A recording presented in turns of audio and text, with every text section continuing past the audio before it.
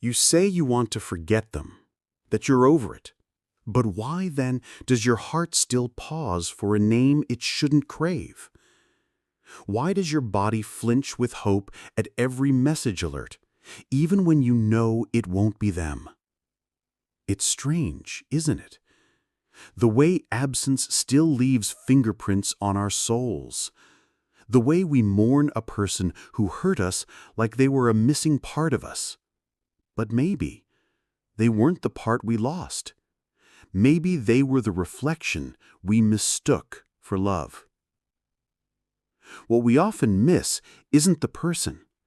It's the illusion, the version of them we created so carefully, shaped out of longing and stitched together with fantasy. They stood there, but we filled in the rest.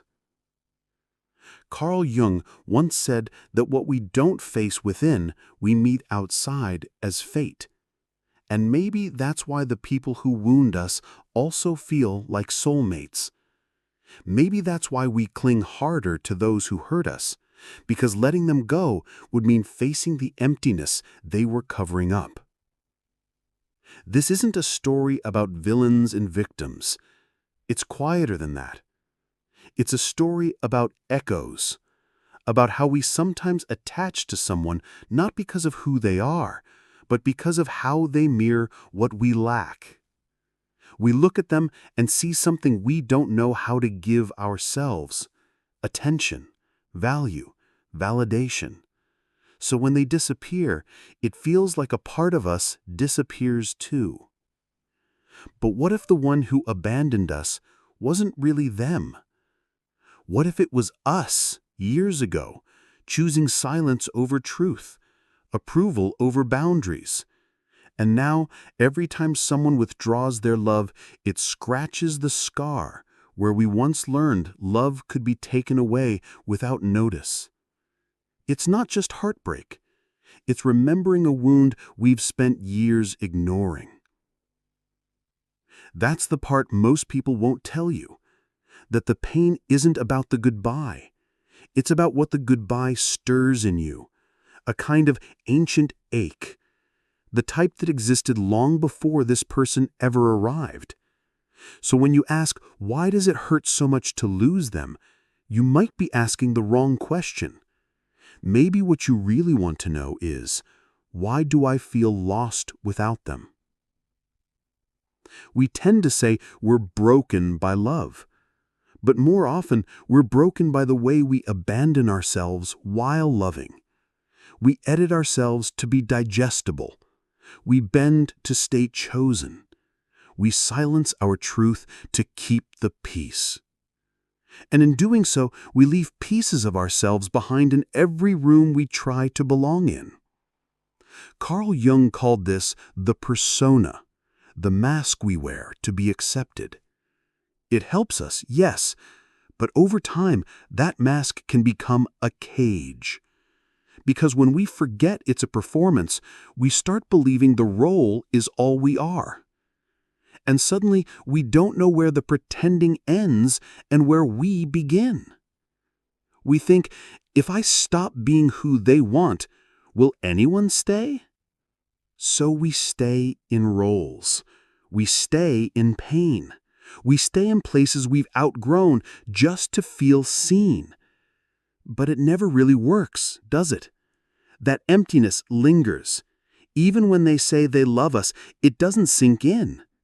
Even when they stay, we're afraid they'll leave. Because no matter how much they give us, it can't fill the part we lost when we left ourselves. That hunger you feel? It's not for their love.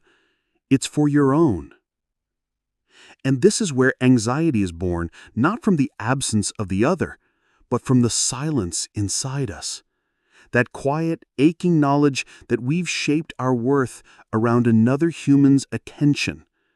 That every unread message, every late reply, every moment of disinterest feels like a collapse because we've made them the measure of our value.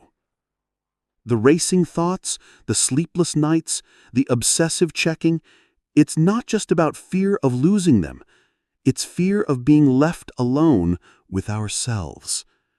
And deep down, we know we're strangers to our own inner world. We've spent so long becoming what others need, we've forgotten what we need. But here's the thing. Anxiety is not your enemy. It's not weakness. It's the soul's alarm bell. It's the whisper that says something in your life no longer fits. Every panic attack, every tight chest, every restless night is your truth begging to be heard. And the more you silence it, the louder it screams. Anxiety is what happens when your true self and your false self go to war. It's not just a nervous system malfunction. It's your psyche trying to realign, trying to drag you back to who you really are beneath the roles, the attachments, the longing. When you swallow your pain just to be loved, you fracture. And your body carries that fracture as tension, fatigue, dread. Not because something is wrong with you, but because something is wrong in your life that you're pretending not to see. We all have this buried version of ourselves, the one we pushed aside to be palatable, the one we censored to survive. And eventually, that version grows tired of being ignored. That's what anxiety is, a plea from your abandoned self to come home. And here's the most painful part.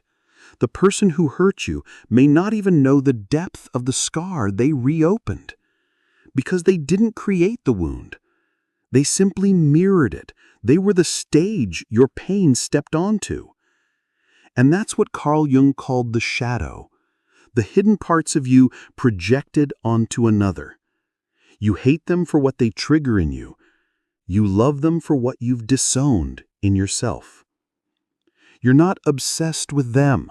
You're obsessed with what they represent. Maybe they made you feel seen for the first time. Or maybe their chaos felt familiar in a way you couldn't explain. That's not coincidence. That's your shadow recognizing itself in another. You're not cursed. You're repeating a story that your soul wants you to rewrite. And you can't rewrite it if you keep turning the same page. The truth is, you never really chose them, not consciously. It was the part of you you've buried, the hungry part, the unseen part, the aching child who just wanted someone to stay, that chose them. They weren't the answer. They were the mirror. And mirrors don't lie. They just reflect what is. So maybe this heartbreak is not the end of your story. Maybe it's the invitation to begin again, not with someone else, but with yourself. And yes, it will hurt, because it always hurts to wake up from a dream you wanted to be real. It always hurts to peel back the mask and see what you've been hiding. But buried beneath that pain is something precious, something that's always been there, waiting.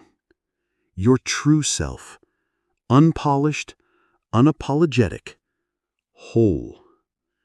And maybe, just maybe, the moment you stop chasing those who ignore you, you'll hear the quiet voice within whispering, "I've been here all along." There's something deeply unsettling about realizing that what you called love was, in fact, a kind of self-abandonment.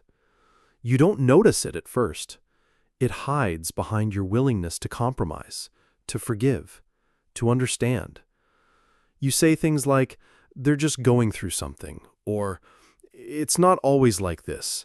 And so you shrink yourself a little more, hoping that if you're small enough, quiet enough, agreeable enough, you won't be left again.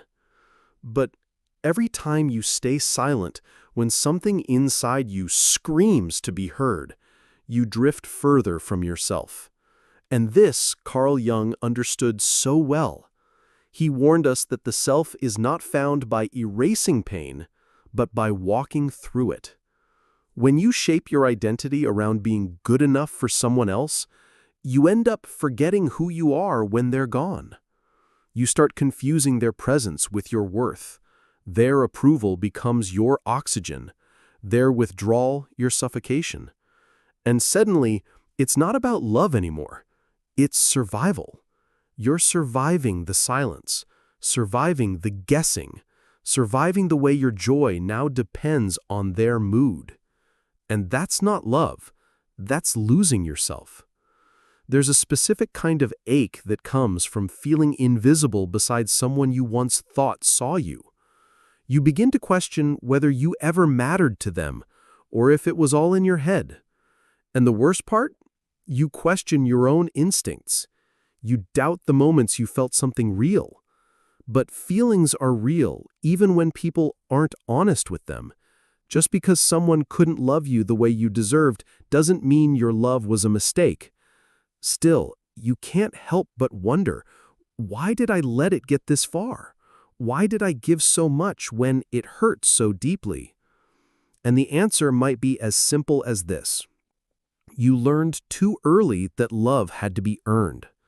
That to be held, you had to be helpful. That to be kept, you had to be quiet. And so, without realizing it, you became someone who chases the ones who make you feel small, because that smallness feels familiar. Jung called this the unconscious repetition of trauma. We reenact what we never resolved. Not because we want to suffer, but because we're trying to make sense of our story. We're trying to turn the pain into something meaningful. We hope that if we can just love them enough, they'll stop leaving. But they don't. And it's not your fault.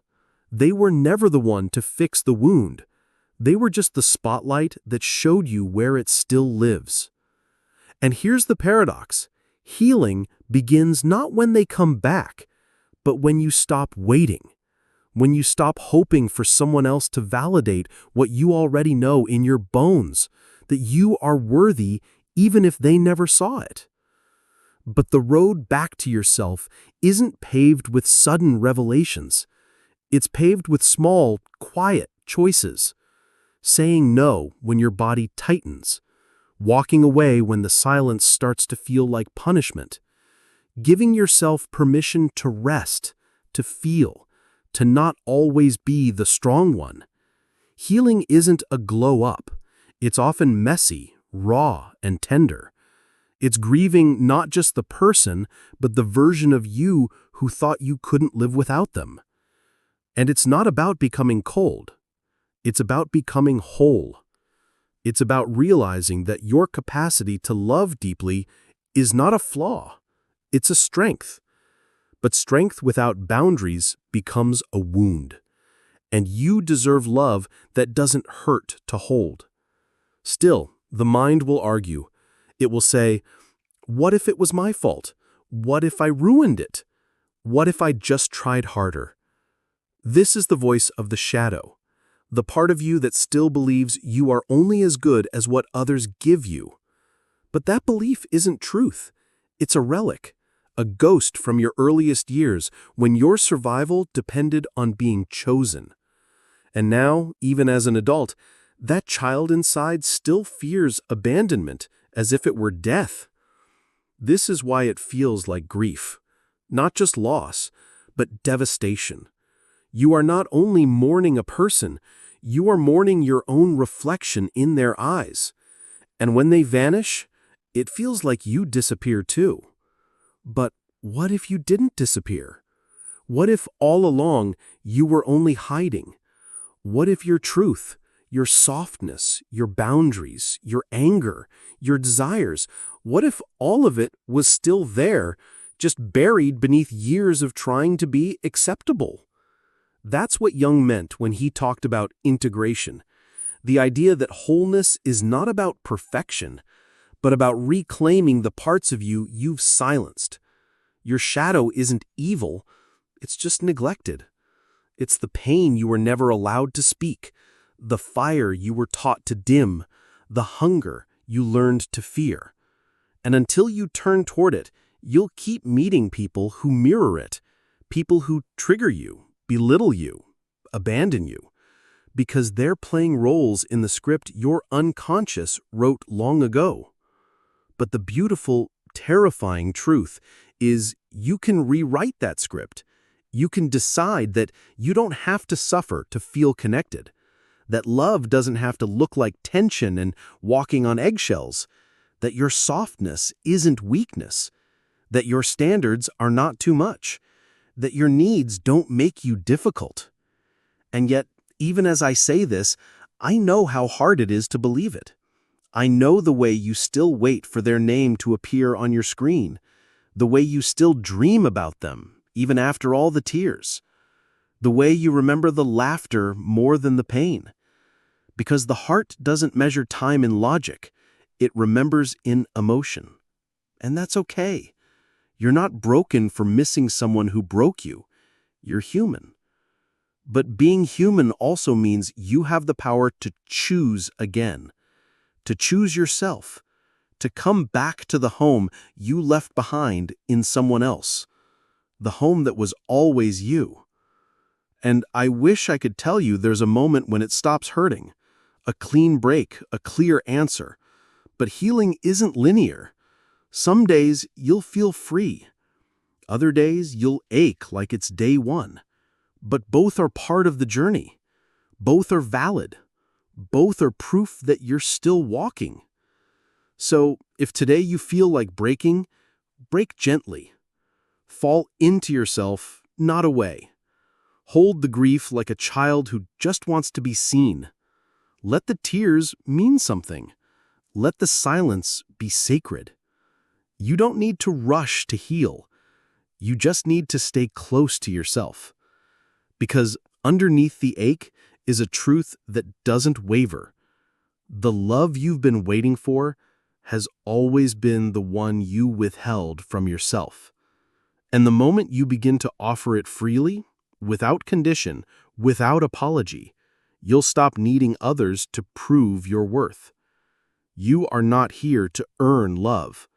You are here to remember that you already are it.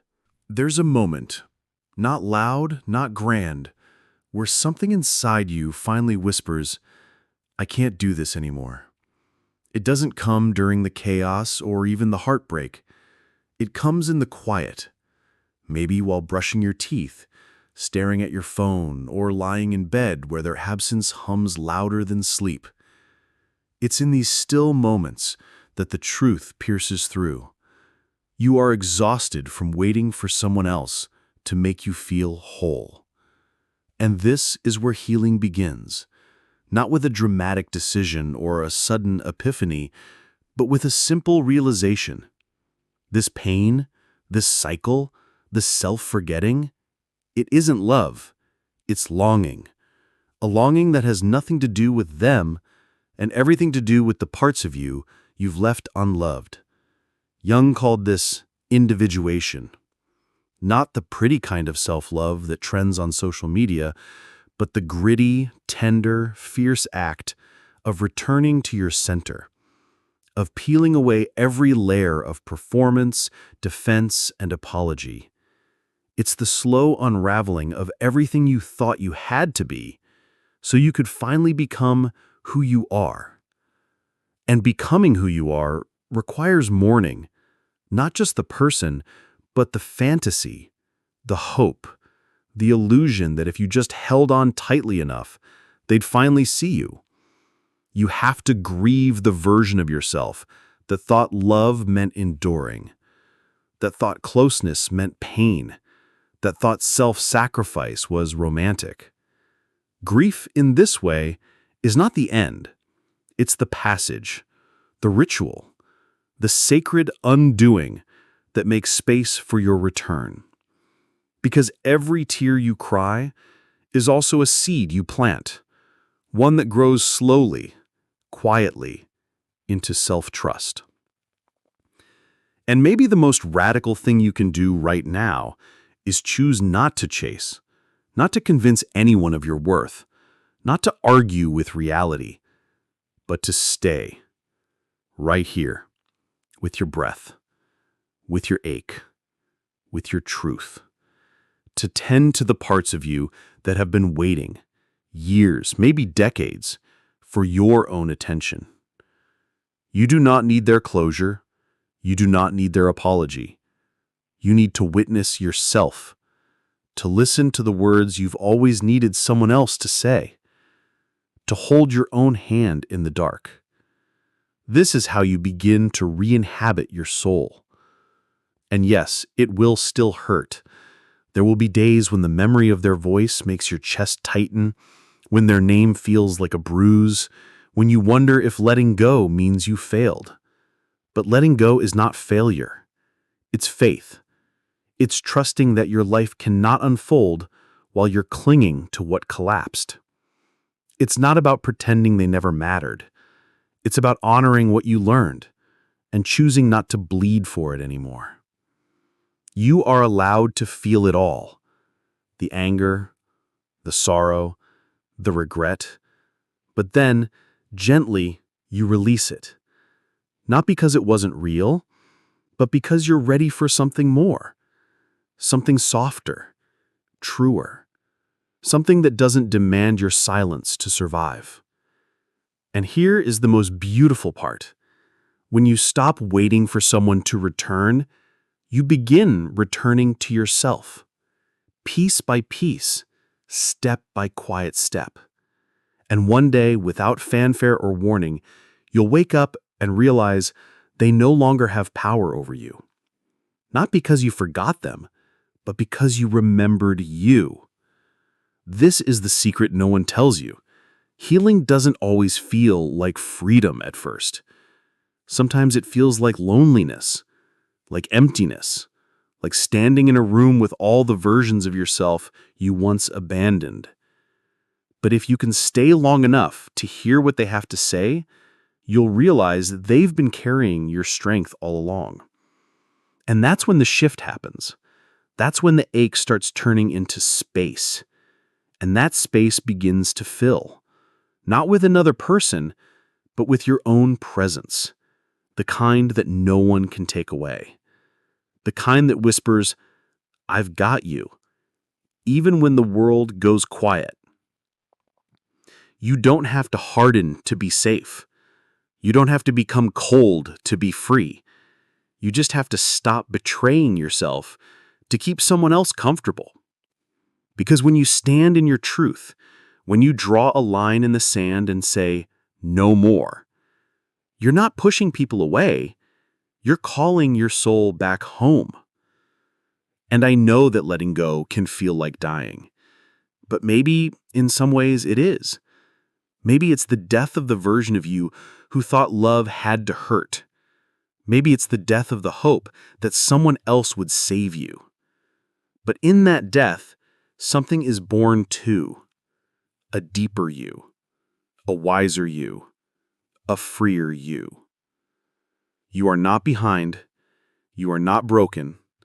You are not weak for wanting someone who couldn't stay. You are simply human, learning how to love yourself in a world that taught you to forget. And that lesson, that sacred remembering, it's worth everything. So if you're standing in the middle of the wreckage, unsure how to take the next step, take this one. Choose you, again and again. In every small decision, in every quiet boundary, in every time you say, "This isn't enough," and walk away without bitterness. That is not selfishness. That is integrity. That is courage. That is the whisper of your soul saying, "You were never meant to beg for what you are." And the more you listen, the more you trust, the more you stop chasing and start becoming. Not for anyone else, but for the one person who has always needed your love the most. You. You are not here to fix anyone. You are not here to earn your place. You are not here to carry the weight of what others couldn't give. You are here to heal, to wake up, to reclaim, and to write the next chapter with your own pen. So if you've made it this far, perhaps you already know. This was never just about them. This was about your return. And now, finally, you are home.